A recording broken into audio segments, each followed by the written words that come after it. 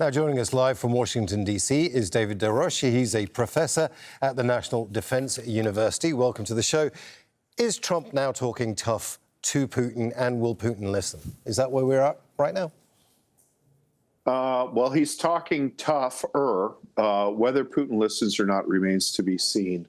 I think that many analysts overlook the fact that this has become an existential struggle for Putin now. There have been so many deaths, so much money down the drain, that anything less than an absolute victory for Putin imperils his continued rule of Russia. So we'll see if he listens, but I think that there'll have to be a lot more actions and a more sustained focus over a period of time. Well, let's talk about that sustained focus. What the weapons that Ukraine is going to be getting are, defensive weapons. They're not offensive weapons. They're Patriot, the missile battery system.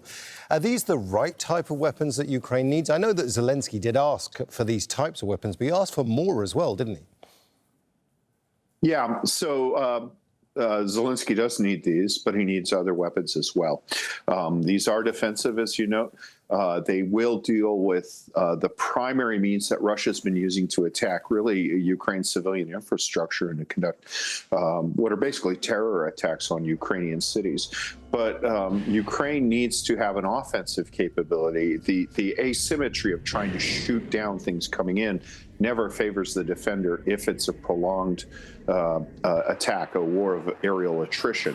So I think something that would allow Ukraine to more effectively project power into Russia is what's needed. I think that may be what President Trump is part of what he's alluding to when he says, at the end of 50 days, if we haven't resolved this, there'll be something else. Well, let's talk about that something else. One of the things he is actually threatening is sanctions against Russia. Now, we've seen since the start of the full-scale invasion against Ukraine that sanctions have been put in place, but they haven't stopped Russia. So are these now final sanctions that will actually grind Russia down, do you think?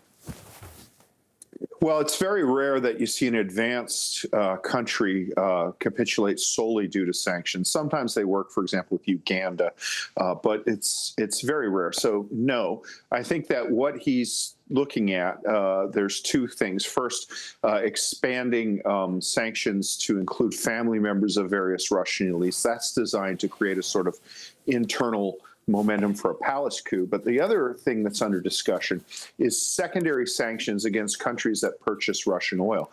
This would have a profound effect because it would deprive Russia of its primary means of income. The Russian economy is very overheated. They're on a war basis for years. The other parts of the economy have deteriorated. And if countries that purchase Russian oil at a discount, such as India, are dissuaded from doing it by the threat of secondary sanctions, that'll be a body blow to Russia. David, if you're advising the president right now, is this the course of action that you would have advised? Is this a good deal, do you think? Well, there's a reason why I'm not advising the president. I think that the time period is too long. I think that there needs to be some sort of deep strike capabilities that are introduced. And I think that I would introduce the ability to strike the overland rail routes into Crimea that go along the northern shore of the Sea of Azov, like Melitopol and other places, as well as deep strike weapons that may be able to conduct effective strikes against the Kerch Bridge. That would get Putin's attention. I think that could possibly shift the momentum of the battle.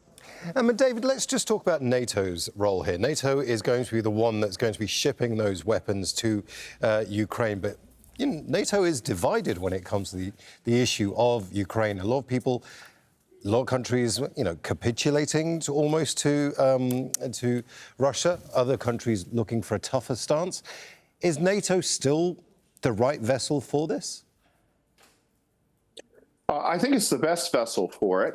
And honestly, I think that NATO has really stepped up here. I mean, a few years ago, if you talked about NATO basically providing the funding pool for U.S. production of weapons, that would have been beyond the realm of the possible. The people who oppose this course of action within NATO, really, it's a constituency of one. It's pretty much Hungary and possibly Slovakia.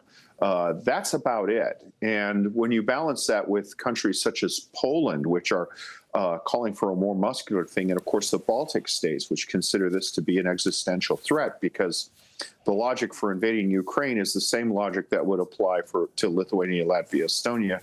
Of course, the Finns and the Swedes, they're new and they're motivated. I think that this is a very positive development. Basically, NATO, which in the past had involved Europeans avoiding an economic burden, is taking on a significant economic burden here and indirectly subsidizing American weapons producers. That's revolutionary.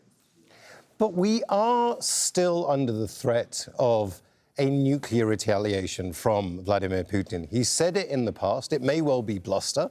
But when you escalate weapons to this level, is there a danger of a spillover? I don't think so. I mean, Putin has said from day one, they conducted a nuclear drill in conjunction with their invasion of Ukraine.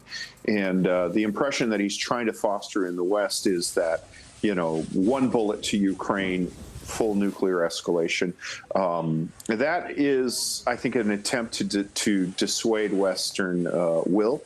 I think that at the end of the day, Russia would lose a lot more from any kind of a nuclear confrontation or the display of nuclear weapons than any of the other countries would, just because their population is both in decline and is extremely concentrated into about 5 cities. So I think that nobody really considers that to be a serious threat. I mean, look, we've seen nuclear countries, Iran has fired missiles at a nuclear Pakistan and nuclear Israel within the last year. So this idea that somehow any attack against a nuclear country inevitably leads to nuclear escalation doesn't seem to be borne out in experience. Dave Roches, thank you very much for your thoughts. Fascinating indeed. That's Dave, live for us there from Washington, D.C.